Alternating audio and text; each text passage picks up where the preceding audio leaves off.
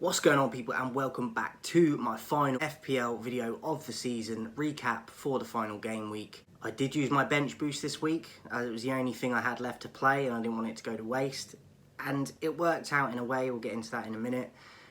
Could have done better, but could have been worse as well. So let's get into it. So the final points then were 60 for me, and the average was 52, so I beat the average. Unfortunately, I got red arrows. I did get one green arrow in one of the leagues I'm in, but the rest of them were red. So it's a bit annoying because I beat the average again, but didn't get a green arrow. Pickford was my keeper. He got me one. They ran out 2-1 losers against Arsenal at the Emirates. So wasn't too far off getting more of a return for Pickford, but he's been okay since I brought him in. So it's a bit annoying to finish with that, just 1 point for him. I think he'll be good again next season. Four at the back then, I had Ben White and Gabriel in the Arsenal double up.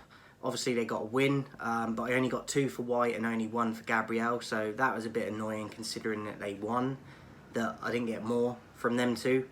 Robinson I brought in with my free transfer, played 78 minutes. They did win away to Luton. They conceded 2 goals though, and he did pick up a yellow card, so I got 0 for him in the end, which was very disappointing. Burn as well for Newcastle. I brought him in a few weeks ago. Played the whole match against Brentford. They won, but they conceded 2 and he got a yellow card, so mirroring what Robinson done for Fulham. So Robinson and Burn got me 0.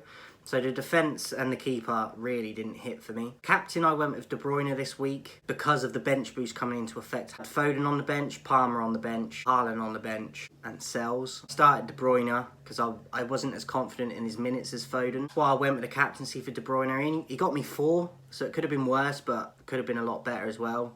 They won the league, obviously, but Foden was the one that hauled. He got 2 goals, 3 bonus points. I had him on the bench for that, for the bench boost. So he was my only bench boost that really did anything though. Palmer got 6, so he kind of returned, but not as good as Foden. But still got a bit of a return. He got an assist in the 2-1 win against Bournemouth and a bonus point.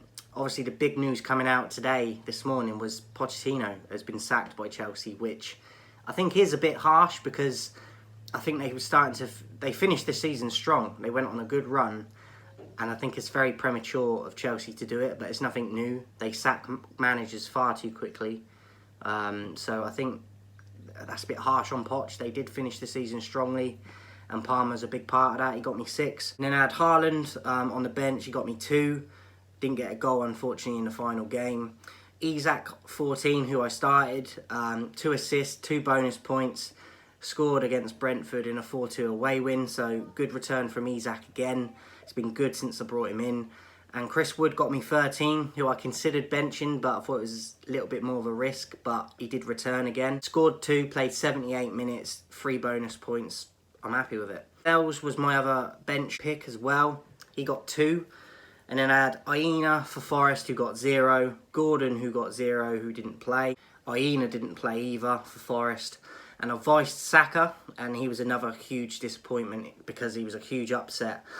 Because a lot of people would have had him in their teams and he wasn't even on the bench, let alone play. So that was a bit of a kick in the teeth for the final day. It was always a risk with the injuries he's had over the season. But because Arsenal were going for the title on the final day of the season, I expected him to play even if he didn't play the whole game. But he wasn't even on the bench. So that was an interesting one, which I think took a lot of people by surprise. So no return for Saka. Overall, happy with my overall points, but disappointing to get a red arrow in the final game week of this season. A little recap then and kind of review on this season itself. It's my first season I've been doing FPL videos and FPL content, so I'll be doing it again next season, hopefully, and get a few more of you to come along and join the process. I do follow some of the other fantasy guys. I'm kind of getting blackballed at the moment on Fantasy Football Scout, and I've emailed them a few times trying to get involved and do things with them and other content creators regarding FPL.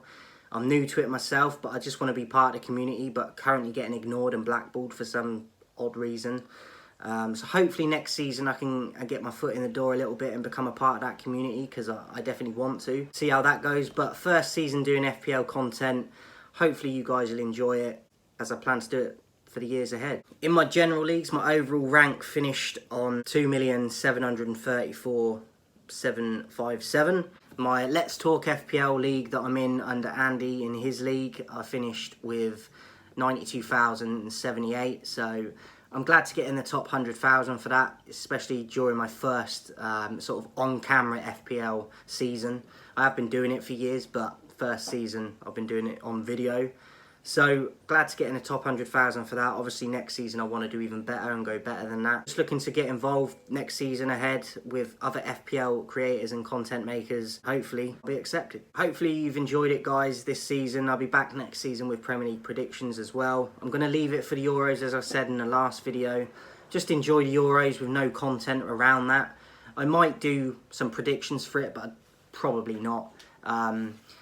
But yeah, I'll be back next season. Hope you've enjoyed it this year, guys. Hopefully you did well in your leagues as well. And I'll catch you for the new season. I'll be back for like maybe new signings and stuff like that before FPL starts. And obviously Premier League predictions. I'll be coming with like a Premier League predictions table, like top scorers, assists, Golden Glove and all that good stuff. Tune in for that. Enjoy the Euros and I'll see you soon.